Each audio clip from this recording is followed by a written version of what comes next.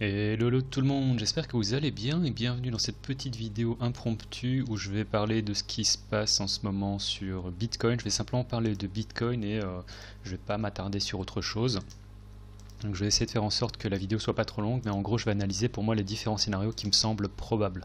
Si je regarde la structure de marché en hebdo, vraiment, moi ce qui m'intéresse c'est de me dire qu'on est encore et toujours dans un range. Donc il y a beaucoup de gens qui s'excitent, qui éventuellement paniquent. Je pense qu'on a dû liquider un ensemble de personnes également sur ce drop. L'air de rien, c'était quand même un drop si on prend depuis le haut de la mèche, je pense d'une vingtaine de pourcents, ce qui n'est pas négligeable. Voilà, 21%. Maintenant, ce qui m'intéresse, c'est de voir comment est-ce que je peux comparer. Parce que j'ai pas du tout pris de short ici et je m'en veux énormément parce que c'est quelque chose que j'aurais dû faire. Mais non, pas du tout. J'ai pas pris de short. J'ai même pris un long ici à un moment. Je vous avais dit en début de semaine, je me suis fait sortir. J'ai perdu 2 R, ce qui pour moi est assez conséquent.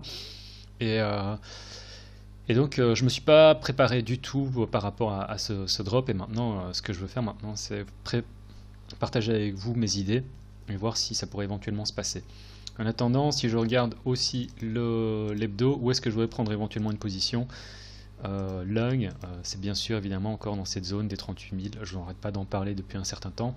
Mais si on vient plus profondément, j'achète encore. Pourquoi? Tout simplement parce que depuis les plus hauts, ça ferait une retrace qui sera assez conséquente, 40%, voire peut-être 50%, je ne sais pas si on arrivera aussi bas, mais sur un excès de panique, sur un panic sell, honnêtement ça pourrait le faire, et au moins pour jouer un bounce, même si on remonte pas au all-time high, au moins jouer un bounce, ça ferait quelque chose, je pense, qui pourrait être assez intéressant de l'ordre de 20%. Alors ça c'est quelque chose que je jouerais en spot, hein.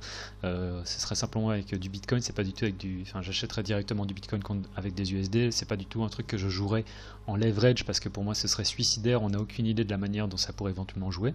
Mais ce n'est qu'un plan. Bref, maintenant ce qui m'intéresse c'est de voir comment est-ce que les prix évoluent en daily. Alors, je vous avais déjà parlé de ça il y a un certain temps, c'est le scénario de l'épaule tête-épaule. Et pour moi il est tout à fait valide. Bon là on peut voir que l'épaule tête-épaule on l'a un peu validé déjà. Donc il y a deux manières de voir ça. La première c'est se dire ok on a épaule, tête, on a un excès de volat et une deuxième épaule. On peut voir que là on a dépassé. Si vous faites une recherche sur Google, que vous cherchez épaule tête épaule Quasimodo, vous devriez trouver de la doc et vous expliquer ce que c'est. En gros c'est la même chose, simplement que sur le deuxième drop on a un excès de volat et en fait qu'on vient dropper un peu ici en dessous. Mais l'idée ça reste encore et toujours la même, c'est de se dire que voilà, bon, j'aurais éventuellement, et c'est ça qui m'a pas fait prendre de short plus tôt, c'est que j'aurais voulu qu'on vienne chercher les 61 000, pas du tout, on a trouvé de la résistance ici, on a continué à avoir de la résistance, et là on peut voir qu'on est sous la ligne du coup. Ceci dit, on est toujours au sein d'un range ici, si on regarde, vraiment ça se goupille bien, support, résistance, résistance, résistance, résistance, support, on retrace pour la troisième fois, et donc l'idée du range est assez bien établi. Du coup, on a un peu, enfin moi j'ai personnellement ce doute entre ok, on est soit sur déjà une ligne du coup qui a été cassée et en gros l'épaule tête épaule elle va se matérialiser et on va venir dumper. En termes de target, ça nous remet justement dans un premier temps, en fait, je vais sortir ce chart ici. C'est un chart que j'avais déjà pris, c'est le même niveau, hein. C'est avec bien sûr ça en plus, mais ça c'est pas ce qui, enfin on va le laisser, mais c'est pas forcément ce qui m'intéresse. Et l'idée c'est quoi? C'est je reporte en fait la hauteur de la ligne du coup et je le replace. Alors là je suis en logarithmique, c'est pour ça que la ligne elle devient plus petite ou plus grande, mais en fait c'est vraiment une question de pourcentage. Et on peut voir que ça nous remet où? Ça nous remet dans cette zone des 38 000 et également dans cette petite zone de liquidité avec ici on peut voir une efficience au niveau des volumes. Et ça peut être apparenté à un gap. Donc est-ce qu'on va venir le combler? C'est quelque chose qui est à mon avis tout à fait possible. La question c'est comment est-ce qu'on va le faire et dans quelles conditions. Moi, il y a deux choses que je veux garder à l'esprit. C'est que les épaules tête-épaule, malgré ce qu'on dit, il arrive très très souvent que une fois qu'elles se sont formées, il y ait ce qu'on appelle une deuxième épaule qui vient se former. Je sais que c'est bizarre dit comme ça, mais en gros, c'est une structure de marché qui est cassée et en fait, les prix réintègrent au-dessus de l'ancien sommet avant de redumper. C'est ce qui s'est passé en fait déjà en 2017. Je vais vous ressortir ça. Si on regarde ce qu'ont fait les prix ici en termes de structure de marché, c'est quoi? C'est sommet, creux, un sommet moins haut. Donc là déjà on a un début de ok, il faut faire attention parce que globalement, potentiellement ici, lorsqu'on n'a pas encore tout ça, on peut se dire ok, on n'arrive pas à former un deuxième sommet plus haut que le précédent, donc on est dans l'idée de la downtrend, l'uptrend elle est plus en place, on n'est pas encore dans une downtrend, mais on est potentiellement dans un range, donc à partir de ce moment-là on place le range comme ça. Bon, bien sûr, nous on a déjà, on a maintenant historiquement ce qui s'est passé, on sait ce qui s'est passé, c'est on a fait un double top, on a fait un retest ici, la structure de marché a été cassée, retest, dump, mais on peut voir qu'on a également trouvé du support ici, que suite à ce support là, on a recassé cet ancien sommet, en fait, ce retest. On a eu, entre guillemets, un doute par rapport à la structure de marché, dans le sens où structure de marché baissière en place. Ici, on a ça qui se met en place, et hop, on vient former un sommet qui est plus haut que le précédent. Et là, on est en droit. Là, il y a, à mon avis, des gens qui ont dû se dire, ok, on est potentiellement reparti vers quelque chose de haussier. Je sais que moi je faisais partie de ces gens, donc je vais pas trop la ramener, et c'est pour ça que je me permets maintenant de parler à nouveau de ce scénario, dans le sens où on a une structure de marché qui a été cassée, mais on pourrait tout à fait venir à nouveau chercher cet ancien sommet ici, voire peut-être passer au-dessus sur un excès de volatilité avant de dumper. À savoir maintenant la question de est-ce qu'on va passer au-dessus, est-ce qu'on va dumper, est-ce qu'on va trouver du support ici ou redumper plus bas, ça ne m'intéresse pas pour le moment. La seule chose qui m'intéresse, c'est de me dire qu'à partir d'ici, on a potentiellement un scénario, un potentiel de hausse minime qui pourrait éventuellement se mettre en place. Ce n'est pas quelque chose qui doit se passer, je dis simplement que c'est quelque chose qui peut se passer. Maintenant, moi, ce qui m'intéresse, c'est la manière dont je vais jouer ça. C'est pas en ouvrant un short ici parce que je ne sais pas si on va y revenir. Une fois qu'on arrivera ici, ben j'ouvrirai un short. Maintenant, en ce qui concerne la structure et par rapport au prix, moi j'ai un setup qui se matérialise en intraday et c'est ça que c'est ça dont je veux vous parler aujourd'hui, en disant que même si on a éventuellement ce scénario dont je viens de parler qui pourrait se matérialiser, moi ce qui m'intéresse c'est de trouver des shorts pour justement venir chercher plus bas. Alors, est-ce que ça va se passer? Je ne sais pas, et c'est pour ça que je vais vous parler de ce scénario de manière vraiment très défensive. Et libre à vous de le suivre ou pas. Alors, ici on peut voir, et ça c'est, je vais le changer de couleur, c'est une ligne que j'ai sur le chart, sur tous mes charts vraiment depuis assez longtemps. C'est support, support, support, support, support, support, support. Ici, on peut voir qu'on a fait un BART, bref, c'est pas intéressant. Ce qui m'intéresse, c'est le nombre de fois que le niveau a été testé en tant que support. Quand on revient vers ce genre de niveau et qu'on reteste en tant que résistance, on peut s'attendre à une réaction. Et c'est pour ça que je veux vraiment prendre un short ici, à 53 100 quelque chose, 53 200, 53 300. Pourquoi? Parce qu'on a déjà testé un nombre de fois assez conséquente en 4 heures et je vais vous expliquer où je vais placer mon stop. Donc lorsqu'on a ce genre de niveau, quand on l'a testé, et j'ai déjà joué ce genre de setup un nombre incalculable de fois, ils ont tendance à très très bien fonctionner, je sais que je peux prendre en aveugle un short ici et en plaçant tout simplement mon stop. Certains placent le stop ici au-dessus, ce qui est tout à fait correct. Selon moi, ici on a une petite consolidation avant un drop.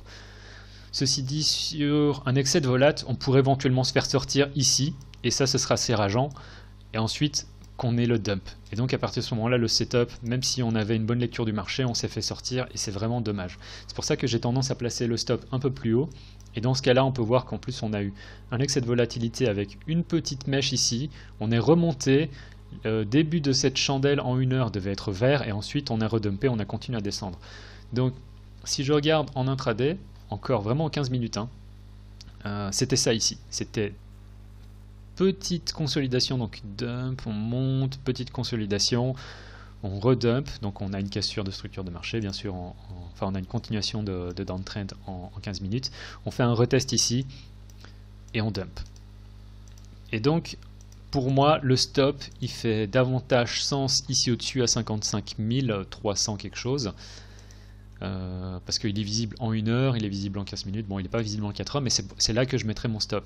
C'est comme ça que je mets mon stop, c'est en regardant vraiment sur des échelles de temps plus petites, même si le setup, il est en 4 heures. Il est également visible en 1 heure, en fait, vu que ça, on peut voir qu'on l'a testé quand même 1, 2, 3, 4, 5, 6, 7 fois. La 8e fois, on l'a cassé. Donc pour moi, lorsqu'on a eu autant de retests en tant que support, lorsqu'on vient retester ici, alors là, je ne sais pas comment est-ce que ça va se passer, peut-être que ça va prendre un certain temps, je ne sais pas du tout si on va y aller. mais c'est vraiment ici que je veux prendre un short. Alors certains mettraient ça sur la mèche, ce que je peux tout à fait concevoir. Et l'idée c'est de mettre le stop ici en dessous, au-dessus, un peu ici au-dessus, et de sortir à un R. Soit vous sortez un R, soit vous sortez en fait sur cet sur ce petit sommet ici qu'on a effectué. Pour moi c'est pas faux du tout non plus de sortir. Et l'idée c'est quoi? C'est de se dire que si je fais ça, c'est justement pour assurer mes gains. Éviter que si maintenant on a un retournement de situation, je suis déjà sorti de la moitié de la position, je suis sorti de 1R, enfin de la moitié, ça dépend si vous prenez ce trade sur 1R ou 2R. Moi c'est un setup que j'aime beaucoup, donc je risque de prendre 2R sur le setup. Et en gros, je sors de 1R ici, si maintenant on a un retournement de situation, je ne perds rien. Et par contre le potentiel là-dessus, c'est que si justement on vient former ce genre de choses et qu'on a un dump, le potentiel de gain est assez fort. Donc dans ce cas-là, ça ferait un 7% sur le portefeuille. Il y a le calculateur de risque encore et toujours dans la description si vous décidez, mais 7% si vous avez par exemple un capital de 10 000 euros, ça fait 700 euros. Si vous avez fait un capital de 20 000 euros, ça fait 1400 euros sur un seul trade. Voilà, c'est assez bien. Si vous avez un capital qui est encore plus conséquent, vous avez fait votre mois. Bref, vous avez compris l'idée et c'est pour ça que je le fais. Donc pour moi ça c'est vraiment un trade avec une grosse probabilité, à vous de le prendre ou non. Comme toujours, c'est pas parce qu'il y a une grosse probabilité que ça va se passer, et c'est pour ça que je vous dis protégez-vous, calculez votre table de position en fonction de contrôlez votre risque en maîtrisant votre taille de position, utilisez le calculateur qu'il y a dans les descriptions. Bref, qu'est-ce que je voulais dire encore en dehors de ça? Ouais, ça c'est vraiment tout ce que j'avais à dire sur le setup. C'est peut-être qu'on va venir monter et je pense que ça pourrait niquer pas mal de gens, et à partir de ce moment-là, ce serait un truc comme ça qui pourrait se passer. Ça prendrait du temps, ça se ferait pas en une seule fois, mais justement, ce serait suffisant pour prendre un premier setup. Et si jamais on réintègre ici en dessous, qu'on a un trading qui vient se faire à nouveau ici en dessous, je redescends mon stop à break-even. Si jamais de me sortir, au moins j'aurais toujours gagné un R. Parce que comme j'ai dit, je suis prêt à mettre un setup à 2R, enfin prendre 2R de risque là-dessus. Voilà, et c'est tout ce que je peux vous dire pour le moment. C'est-à-dire que si maintenant on arrive ici, j'ai cherché des shorts, en espérant que je puisse contrôler mon risque, c'est-à-dire qu'on ait un excès de volat qu'on réintègre en dessous. Là je sais où mon stop se met, et je sais que je peux peut-être viser au moins ça, enfin on verra. Au moins ça c'est certain, parce qu'on a testé tellement de fois que c'est un point pivot qui est important, mais qu'on pourrait venir éventuellement chercher plus bas, voire carrément redescendre carrément aux 40 000, 38 000. Donc pour moi setup short ici, j'ai pas forcément de short, enfin de position longue à vous donner, dans le sens où en daily on peut voir vraiment, enfin même en 4 ans on peut voir que les shorts ont été favorisés, et l'idée c'est de continuer à suivre la tendance. Et pour le moment la tendance, même si on n'est pas sur une structure de marché qui est encore confirmée baissière, quoique hop hop hop hop,